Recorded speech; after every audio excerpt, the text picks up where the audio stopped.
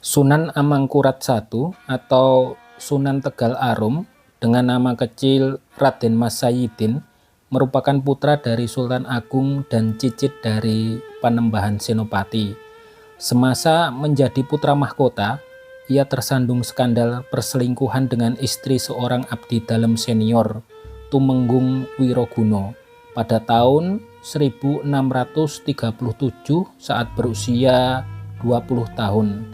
Adiknya, Pangeran Alit, mendukung Tumenggung Wiroguno dalam kasus ini.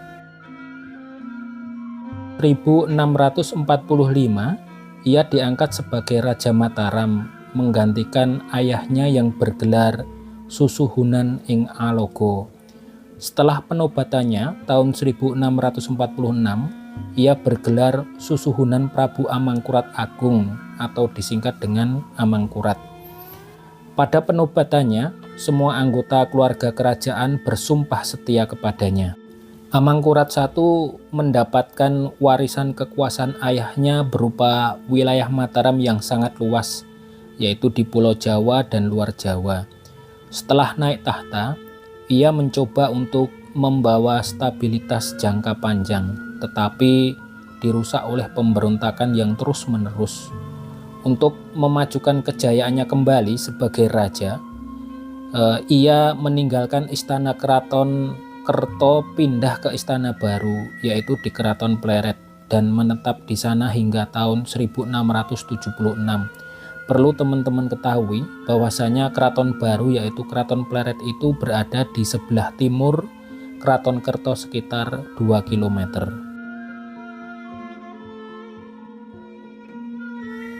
Di tahun pertama berkuasa, ia menandatangani perjanjian damai dengan VOC, yaitu mengatur pengiriman utusan Belanda ke Mataram, kesediaan Belanda mengatur perjalanan ulama Mataram, pembebasan tawanan Belanda di Mataram, penyerahan orang-orang berhutang, perang bersama, dan pelayaran bebas di Kepulauan Maluku.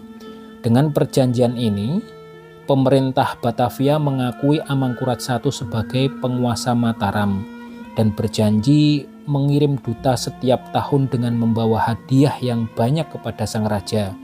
Sebagai balasan, pemerintah Batavia menerima beras dan kayu diserahkan oleh orang-orang dari daerah pantai atas perintah Amangkurat. Pada tahun 1647, Amangkurat mengirim Tumenggung Wiroguno ke daerah Tapal Kuda dengan kedok mengusir kerajaan Blambangan dari Jawa. Tetapi ternyata Tumenggung Wiroguno dibunuh oleh skenario Amangkurat I, teman-teman. Pangeran Alit, adiknya, yang mengetahui kejadian itu kemudian memberontak dengan menyerang Keraton Pleret, tetapi dapat diredam dan Pangeran Alit terbunuh, adiknya sendiri. Takut akan ancaman lebih lanjut dari para ulama yang mendukung Pangeran Alit, maka Amangkurat memerintahkan pembantian terhadap ulama, santri, dan keluarganya. Bahkan rekan-rekan lama Sultan Agung yang pernah mengabdi juga ikut dibunuh. Jumlah mereka sekitar 5.000 sampai 6.000 orang, teman-teman.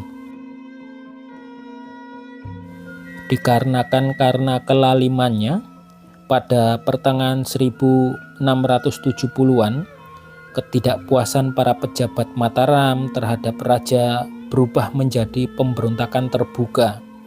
Maka mereka bersama Pangeran Trunojoyo dari Madura dan dari para pejuang Kesultanan Goa yang dipimpin Karaeng Galesong, yaitu salah satu putra Sultan Hasanuddin, melakukan pemberontakan dan berhasil merebut Keraton Pleret pada tahun 1676. Lalu Amangkurat I dan anaknya Raden Mas Rahmat itu melarikan diri ke arah barat, tepatnya di daerah Banyumas Utara. Dari sejarah tadi, teman-teman, kita bisa mengambil hikmah ya, bahwasanya kehancuran kekuasaan itu karena ketidakadanya keadilan yang terasa bagi semua kalangan. Semoga kita bisa benar-benar mengambil pelajaran dari sejarah Amangkurat I ini. Dalam video ini teman-teman, kita berada di kawasan Keraton Pleret ya. Ini adalah bagian dari dalam Keraton Pleret. Di depan itu merupakan bekas alun-alun utara dari Keraton Pleret. Nah, di sini dahulu merupakan alun-alun utaranya. Jadi setiap keraton atau kerajaan dari masa Mataram, yang Sultan Agung, kemudian Keraton Pleret ini hampir sama desainnya dengan Keraton Ngayogyakarta sekarang ini. Semuanya menghadap ke utara dengan adanya kedaton, kemudian alun-alun, lalu masjid ya. Jadi masjid agungnya yaitu Masjid Kauman. Nah, ini kita berada di situs Masjid Agung Keraton Pleret ya teman-teman. Sudah menjadi puing-puing dan tidak berbentuk lagi. Ini disebabkan karena beberapa macam teman-teman. Salah satunya dahulu itu karena adanya gempa bumi yang sangat besar ya. Ini di bagian sebelah adalah kuburan ya, pemakaman. Kita tahu bahwasanya setiap Masjid Agung itu di dekatnya ada area pemakaman. Ini luasnya tidak kalah dari Masjid Agung Ngayogyakarta ya teman-teman. Ini bagian sisi utara dari masjid kita masuk. Nah, di dalamnya ini ada peninggalan yaitu namanya ompak ya. Ompak itu pondasi. Nah, jadi bawahnya itu batu bata, kemudian ada ompak, jumlahnya ada beberapa. Lalu ke atasnya itu kayu. Jadi ini ompak. Jadi pondasi untuk meletakkan kayu tiang ya, tiang daripada masjid. Ini luasnya kurang lebih sama dengan Masjid Kauman Ngayogyakarta teman-teman.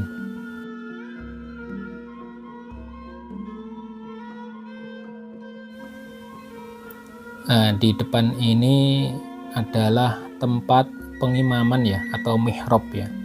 Di sini masih, alhamdulillah masih ada. Ini ompak tadi ya, jadi pondasi untuk tiang-tiangnya. Nah, ini pengimamannya, tempat pengimaman. Masih tidak runtuh atau hilang secara keseluruhannya. Ini sudah dieskavasi dari pihak yang berwenang.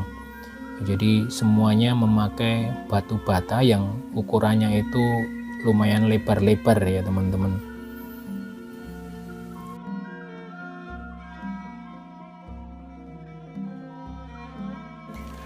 Kembali lagi kepada sejarah teman-teman.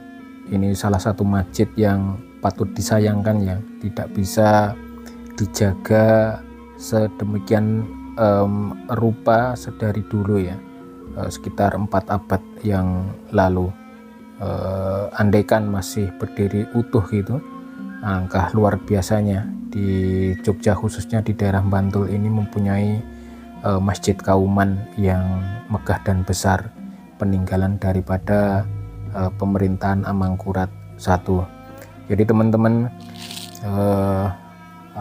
kehancuran daripada kerajaan Pleret itu dikarenakan ketidakadilan dan kelaliman daripada Amangkurat I, disebabkan karena harta, tahta, dan wanita ya.